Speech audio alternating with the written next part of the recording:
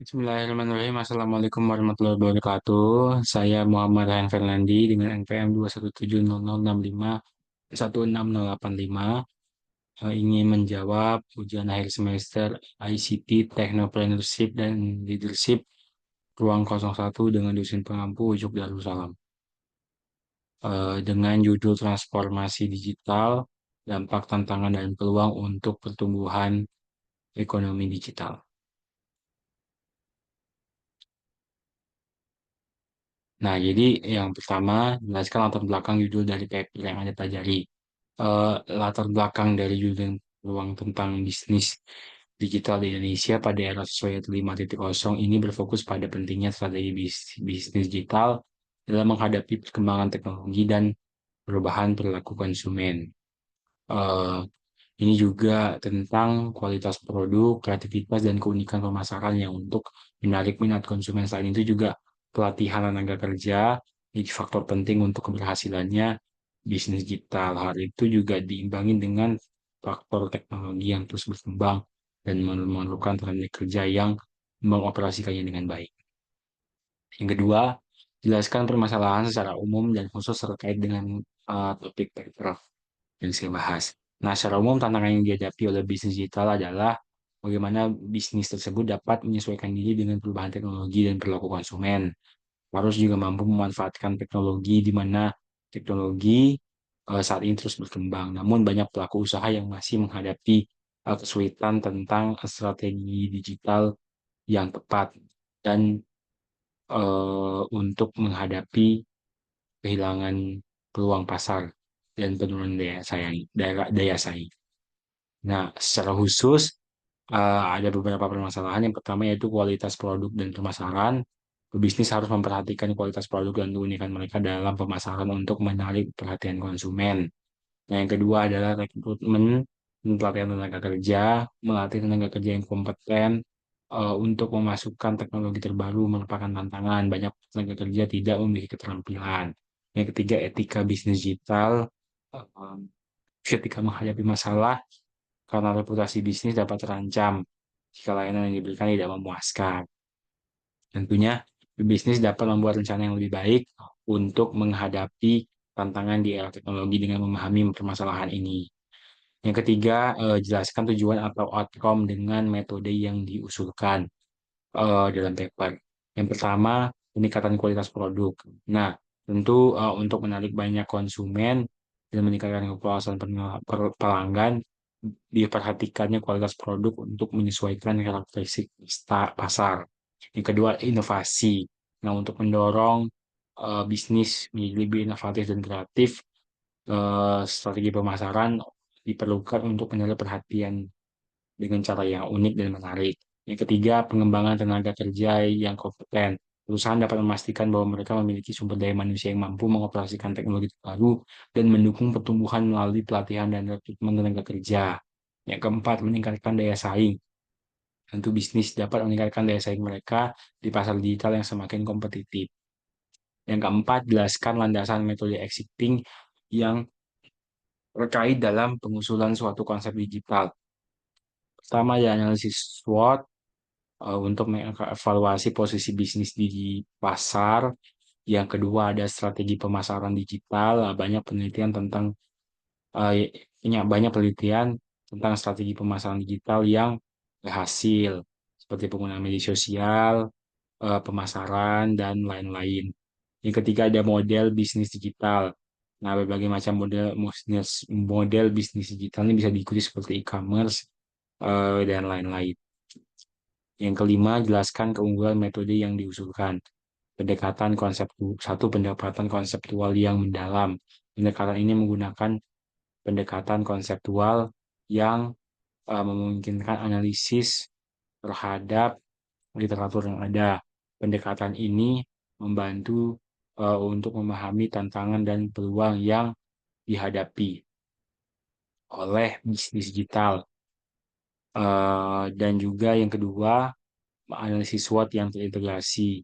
Nah, ini penting untuk perusahaan mengevaluasi kekuatannya, kelemahan, peluang, dan ancaman mereka secara menyeluruh untuk membantu pengambilan keputusan juga. Yang ketiga, fokus pada inovasi dan kreativitas. Strategi ini mendorong bisnis untuk berinovasi dalam strategi pemasaran dan pengembangan produk. Yang keenam, cara kerja atau implementasi metode. Pertama, identifikasi masalah, cari masalah bisnis digital melalui analisis, kumpulkan data dan informasi terkait dari literatur yang relevan. Yang kedua juga ada studi literatur. Nah, studi literatur ini dilakukan untuk mendapatkan pemahaman tentang konsep dan teknik yang telah digunakan sebelumnya dalam bisnis digital. Informasi dikategorikan menurut tema yang relevan seperti strategi pemasaran, metode model bisnis, dan pengembangan sumber daya manusia. Yang ketiga, analisis SWOT. Analisis SWOT untuk menilai kekuatan, kelemahan, peluang, ancaman perusahaan, dan lain sebagainya. Yang ketujuh adalah jelaskan hasil dari implementasi metode. Nah, di dalam hasil ini tentu memuat hasil simulasi. Hasil simulasi ini menunjukkan bagaimana penerapan strategi baru berdampak pada kinerja bisnis. Misalnya simulasi dapat menunjukkan bagaimana strategi pemasaran digital yang dapat diubah dan dapat meningkatkan penjualan dan kepuasan pelanggan. Yang kedua juga hasil pengukuran kinerja. Em, Data menunjukkan peningkatan dalam menarik dalam menarik kepuasan pelanggan dan menunjukkan perubahan dari waktu ke waktu. Terus juga em, yang ketiga ada umpan balik pelanggan hasil survei kepuasan pelanggan ini dan sebelum dan setelah penerapan strategi bisa ditunjukkan dalam tabel atau grafik. Yang kedelapan, nah jelaskan hasil hasil analisa Anda. Pertama, tumbuhan pendapatan. Tumbuhan pendapatan bisnis adalah salah satu ukuran keberhasilan utama. Data menunjukkan peningkatan pendapatan sebesar 30% pada kuartal pertama setelah strategi baru diterapkan. Hal ini menunjukkan bahwa strategi pemasaran lebih inovatif dan kreatif dapat menarik lebih banyak pelanggan. Yang kedua, tingkat konversi. Parameter lain yang penting adalah tingkat konversi yang merupakan presentasi pengunjung yang melakukan pembelian. Nah, ini eh, bisa terjadi peningkatan setelah dilakukannya penerapan. Ya, ini menunjukkan bahwa strategi pemasaran yang lebih terarah dan unik berhasil meningkatkan minat pembeli pelanggan. Yang ketiga, ada kepuasan pelanggan. Hasil survei kepuasan pelanggan menunjukkan bahwa 85% pelanggan merasa puas dengan produk dan layanan yang diberikan. Setelah strategi baru diimplementasikan, ini merupakan indikasi positif bahwa kualitas produk dan layanan telah meningkat sesuai dengan fokus dan kualitas yang diusulkan. Yang keempat, jumlah pengunjung.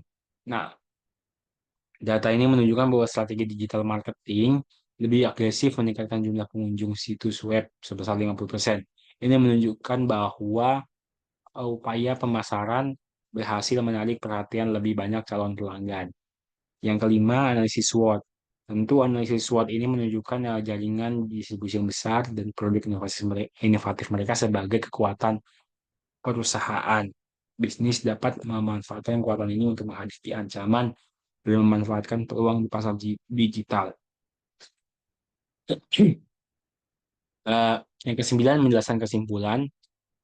Kesimpulan yang diperoleh dari penerapan metode usulan ini menunjukkan bahwa implementasi strategi bisnis digital yang inovatif dan kreatif berhasil meningkatkan kinerja bisnis secara signifikan.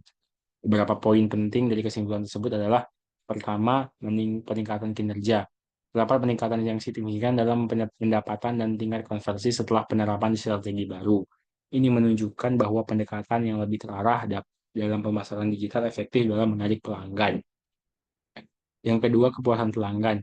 Survei pelanggan tentu menunjukkan bahwa mayoritas pelanggan merasa puas dengan produk dan layanan yang ditawarkan dan mencerminkan keberhasilan dalam meningkatkan kualitas produk dan layanan. Yang ke-10, jelaskan ide Anda. Yang pertama, analisa kebutuhan pasar tentu penting dalam melakukan riset pasar untuk mengetahui apa yang diinginkan dan diinginkan dari keseluruhan konsumen. Dengan mengetahui karakteristik pasar, bisnis dapat mengubah barang dan jasa mereka agar lebih relevan dan menarik bagi konsumen.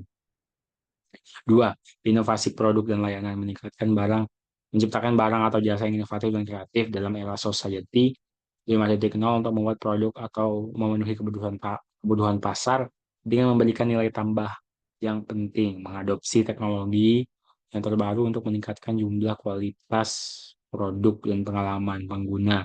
Yang ketiga, pemanfaatan teknologi digital meningkatkan pengalaman dan efisiensi operasional dengan menerapkan teknologi digital seperti AI, Big Data, dan lain-lain.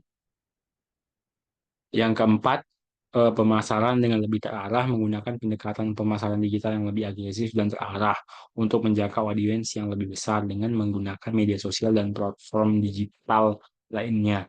Yang, yang kelima, pelatihan dan pengembangan sumber daya manusia. Ini memberikan pelatihan yang membantu karyawan untuk mempertahankan keterampilan mereka saat menghadapi perubahan pasar dan teknologi.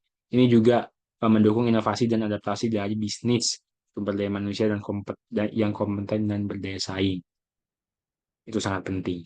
6. Membangun kemitraan strategis. Cari kerjasama dengan perusahaan atau organisasi lain yang dapat membantu pengembangan barang dan jasa ke bisnis Anda. Dengan bekerja sama, Anda dapat menemukan kesempatan baru dan memperluas jaringan distribusi Anda. Baiklah, itu saja hasil presentasi dari saya, Muhammad Rehan Fernandi dengan NPM 21700051685, UAS ICT Technopreneurship and Leadership ruang 03 dengan dosen Bapak Ujuk Darussalam. Terima kasih. Assalamualaikum warahmatullahi wabarakatuh.